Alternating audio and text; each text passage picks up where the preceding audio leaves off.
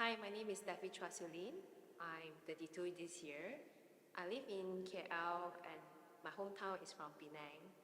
I really love doing outdoor activities, badminton, rock climbing, and I really love to challenge to do a triathlon.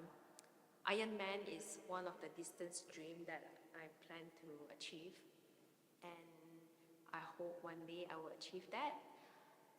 Other than that, I have a full-time job and I live a normal average girl life.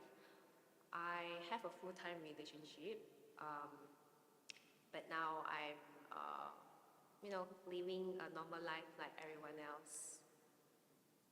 When I see cancer in newspaper and social media, my thought is that cancer is such a negative thing, and what the news and the social media portrays it as something negative.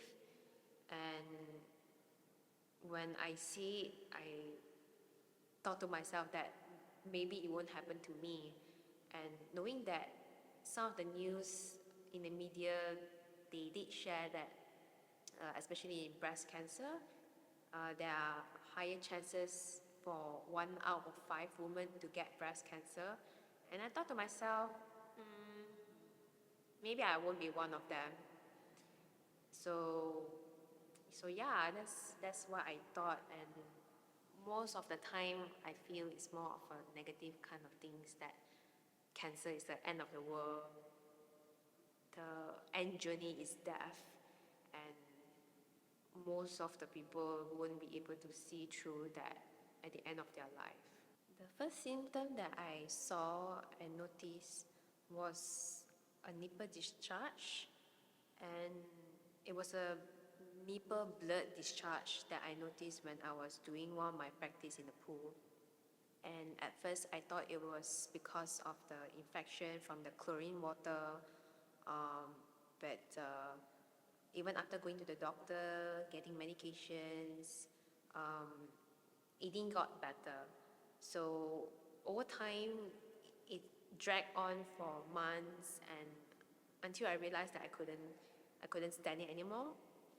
That's when I went to see a proper doctor in a hospital. So that was one of the symptoms that I noticed. But I never thought that it would lead to something bigger.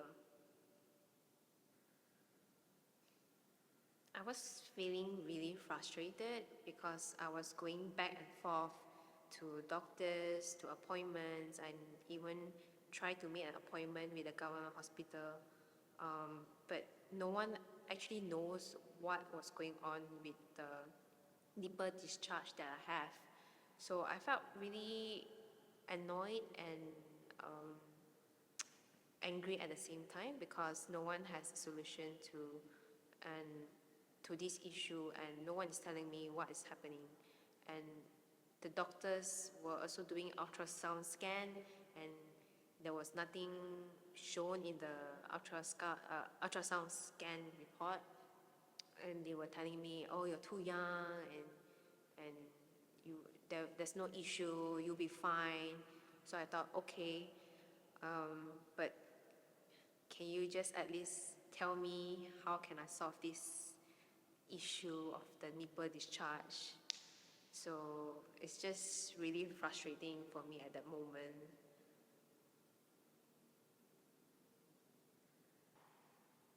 After seeking many doctors, especially after the government hospital, I finally seek, one of my colleagues recommended a specialist. So the specialist finally recommended me to finally visit a hospital since the discharge has been a very long time. So finally, when I went to the hospital, I met one of the surgeons, and he told me that this is a very normal issue, and the solution that he gives is to just do a minor operation to seal off the milk duct, which it was causing the nipple discharge. So that was a solution I had, and I thought, okay, I'm really frustrated with what has been going on, and I don't want to drag on anymore. So I finally went with the decision to go through the minor surgery. So right after the surgery from the hospital, after removing the milk duct that was affecting the nipple discharge, I was discharged on the same day, and I went back. And 1 week later I came back to the hospital to follow up with my doctor. So my doctor came out with the report. They did a lab specimen on that milk duct that they have removed.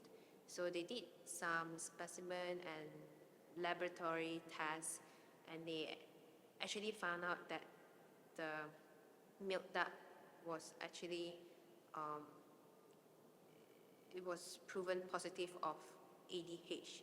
So ADH actually stands for atypical ductal hyperplasia. So basically, it means that this ADH is a pre-cancerous condition that actually affects the cells to grow abnormally.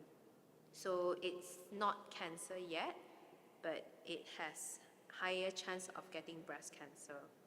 So from there, my doctor actually advised me to actually follow up with mammogram and ultrasound, just to be sure that everything is okay. So I went along with that procedure, and that's when my doctor gave me the big news a few weeks later. So right after a few weeks later, I went back to the doctor, and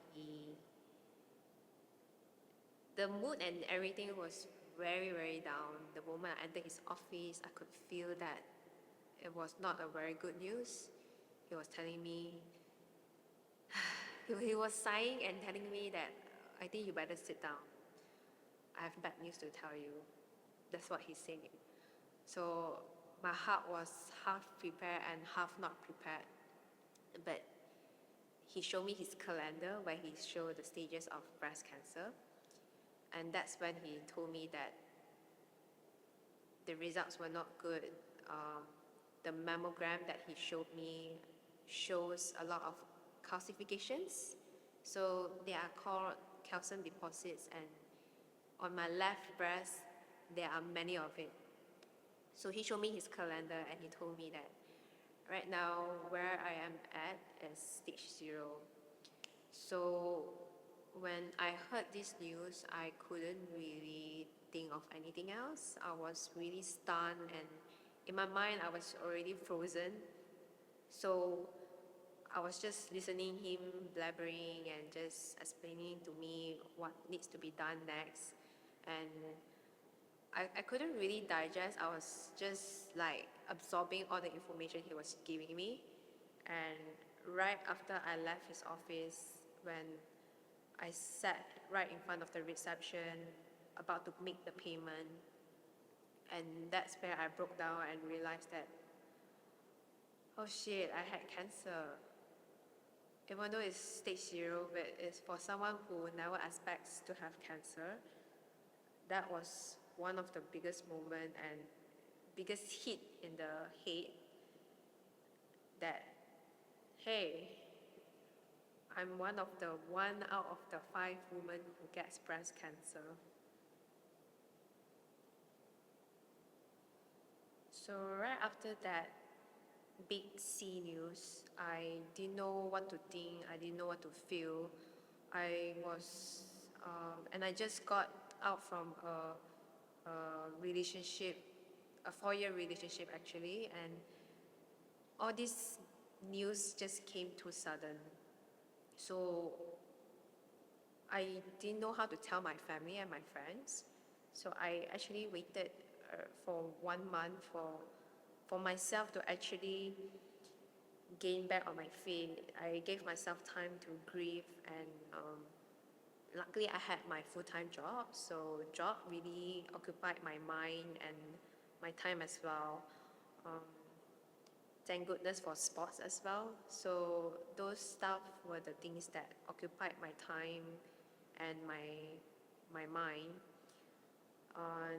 And Every night as I grieve, I actually felt slightly much better, at least 1% of each day. When I told when I told the news to my friends and family, some of my closest friends were really in shock because one of them had one of my friends, my closest friends, her mom was a cancer survivor, and she felt very deeply for me. Um, but it was a big shock to those who know me, especially my dad, was uh, who was unable to accept the news, and he was very worried about me. Um, but my mom and my sis, they accept it as it goes. Um, and so far, I think the biggest person who couldn't take the news is one of my closest friend and also my dad. And yeah, honestly speaking, I wasn't aware of what's the next step of my treatment is, because what I was being offered was just a surgery at that moment of time. So I was just taking as it goes, and right after the surgery, um, the doctor prescribed the the condition as low DCIS. So because it was low DCIS, he didn't recommend me to go ahead with the medication. So I also agreed with him, and I thought that would be the best way as well. So there was no prescription, there's no chemotherapy or radiotherapy. So it was just surgery, and after that, I just live a normal life as usual. So right after my surgery, once in a while, in a few months, I do my follow-ups with my initial doctor. But one of the days after 2 years has passed, the doctor realized that there there was something weird with the area which I operated to. So I brought the attention to him that the area which I had did my operation, I felt there was a lump in the area where I operated my breast. So I brought this attention to him, and the doctor did more, more, more, what do you call that? More experiments and biopsies, and it ruled out that the cancer had returned and it was a relapse. So he suggested an alternative of doing chemotherapy to minimize the cancer from spreading, which I wasn't very comfortable with. So I went ahead with other alternative second and third opinions from other hospitals. And most of them suggested the same treatments. It was chemotherapy and radiotherapy, which wasn't to my advantage because I was wearing an implants in my breast, and it wasn't the best decision to have a radiotherapy because it would affect the implants in my breast. So finally, I went to seek this doctor in this very well-known hospital as well, and she suggested me an oral chemotherapy and homotherapy as well. So I was very confident in her because she has shared stories of other cancer patients who had gone through the same journey as me. And I was very comfortable with her decision, and I went ahead with going through the treatments together with her. And after a few months and following up with her, it shows that my cancer areas within the bones that had spread to has already been minimized and disappeared. So with that, I was very thankful for her. And right until now, I'm still going through that treatments, and I'm still glad that right until today, I'm still being able to live a normal life as usual.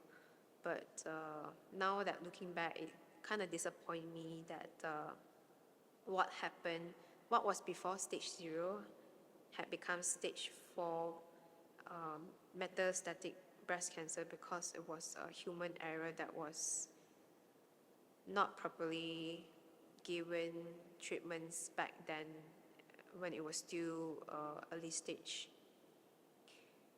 So right now, I'm just very grateful for what I have right now, just going through my monthly treatments, my medications, and my once in 3 months injections to control the hormones and to prevent my period from coming, and to continue to induce to have the menopause so that the cancer doesn't feeds on to my hormones, so that the cancer doesn't spread. So that's the current treatment that I have right now, and I hope nothing changes after this.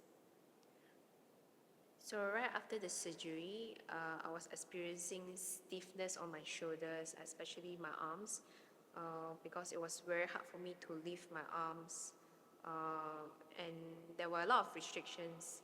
But I was fortunate that there was someone to actually guide me through the exercises, to how to lift your arms, how to stretch it, and over time as I do these exercises, the arm movements gets better in time.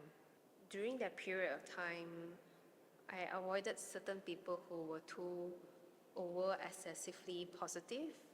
I would call them delusional positivity, and it was so it was so not needed at the moment of time, because these were the people who hasn't went through that experience and journey, and they were just telling me, oh, don't worry, think at the positive side, things will get better. And I felt unheard from these people. So they were not helpful, they were not really supportive, and I feel unheard. So these were the people that I really avoided at that moment of time. Yeah. I think most days, basically almost every day, I do feel most alone, even after everything has passed. Even until now, I still feel a little bit of that, because as everyone is moving through life, they are having a family, they're getting married, they're settling down. It's hard for me to actually associate with them, especially for them to understand where I am right now, receiving treatments and all. So I guess it's just hard for me to tell my feelings and even asking for advice, because everyone is just moving on with a different stage at life, and this is just where I am right now, where not everyone has been there before.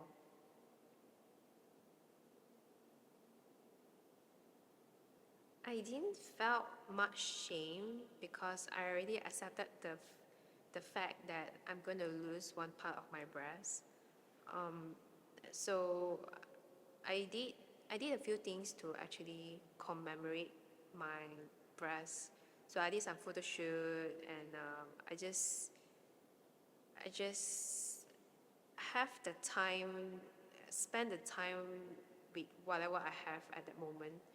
So once it was gone, I didn't really felt that shameful or judged for what I already have right now. But I do feel certain shame when it comes to intimate relationships with partners, and my fear of not knowing whether they would be able to accept what I have right now. That fear still sits very well with me, and it's hard for me to get intimate sometimes with the people I really love. So how do I deal with it? I don't have the 100% solution. It's just being able to embrace that imperfection, and hoping that the people would love me for who I am. be honest, there's not much changes to my diet aside from there's no more potato chips, and also, I mean, reduce my intake of dairy items such as yogurt and milk. So I replace it with oat milk, almond milk, more of the vegan diet. Um, Everything else is just as usual. I still eat durian. I still eat things which people think is pantang for breast cancer and cancer patients. So I still eat that in moderation. Alcohol have to be reduced a lot. I cut down alcohol. Not that not that I was a drinker previously, but I do drink in moderation. So now I just cut down as much as I can, and if I have the option to choose dairy and non-dairy, I will usually go non-dairy, and everything else is just moderation. So for me, there's no pantang. It's just everything in moderation. I think the most important thing is you have the right to feel whatever you're feeling right now, whether you're frustrated, whether you're depressed, you're angry. I think it's all the right emotions for you to feel at that moment of time. So just take the time to feel what you needed to feel, but always have the next action plan to to bounce back from where you are, because it's okay to feel weak, but you shouldn't blame on what has been going on to further blame yourself. Oh my god, I don't know what I'm saying. Wait. I just need to re-emphasize my words again. Every human being who has been diagnosed or going through this has the right to these emotions. And the most important thing is to be able to acknowledge and accept these emotions. And if you want to indulge yourself in dark humor of cancer, all those dark social media, dark stories about social media, and that's fine, just go ahead with that, because those are the real true emotions that everyone should be experiencing. So don't overemphasize on being, don't force positivity, because that's, you're just diluting yourself from feeling these raw emotions.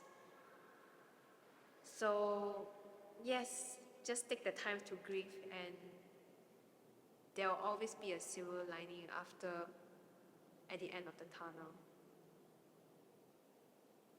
When I was going through this journey of when I was going through this journey, even though I was at the lowest at that moment of time, I did find inner peace, within my own anxieties, and in my outlook in life. And basically, I think when it comes to the teaching of the Buddha, I was very fortunate that I brought my awareness and my self thoughts into the present moment of time, and this gave me time to actually accept what is actually going on around me and also within me. So all I did was just to bring the attention back to myself and my thoughts, and just just being there and understanding myself. So it brought me a lot of inner peace, and I found my own peace in my own life story. Ever since my cancer journey, my philosophy in life doesn't change much as before, mainly because before I was diagnosed with cancer, I always have this belief to live my life to the fullest. there's only a limited amount of time that we have on this earth, and it's more meaningful to live a life that you want to be remembered for. So I always carry this philosophy with me throughout, even though when I was young, when I'm just growing up, and it has always been in me. So throughout this journey, nothing has changed for me. My philosophy still stays the same, and it, it it just amplified that philosophy even more during this journey, to really spend time with the people you love, even though if it's just 5 to 10 minutes. It's the time that you can never get back, and I think with that time spent with the people you love, they would remember for that time when you had it with them, and the stories that you have lived together and grow together with them in life. So it's more of, yeah, nothing has changed. Just spending more time with friends, family, loved ones, and just doing whatever you want to do in life. The few things that kept me going in life is basically my job, my family, my my students, because every time going to class, just being there for my students and seeing progress and growth from them is just what every teacher will be happy for.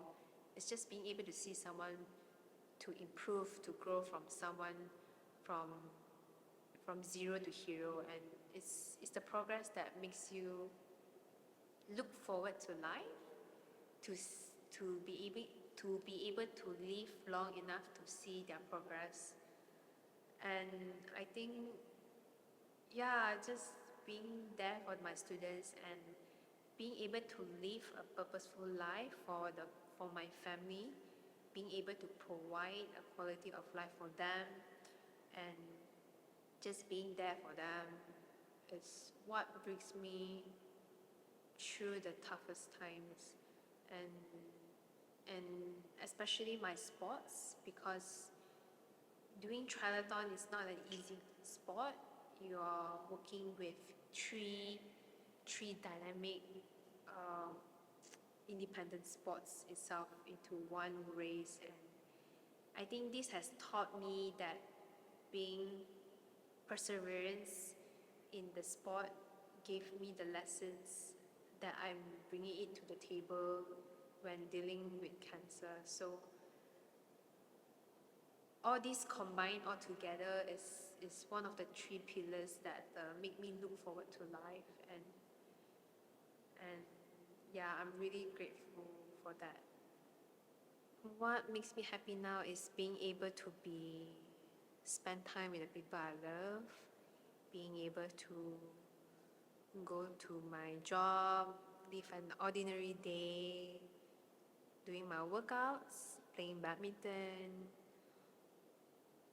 traveling, achieving my bucket list of climbing Mount Fuji, which I did a few days ago, and doing all sorts of things that a normal person can do. I think that's the most happiest thing that I could live for, and yeah, I'm happy with all of that.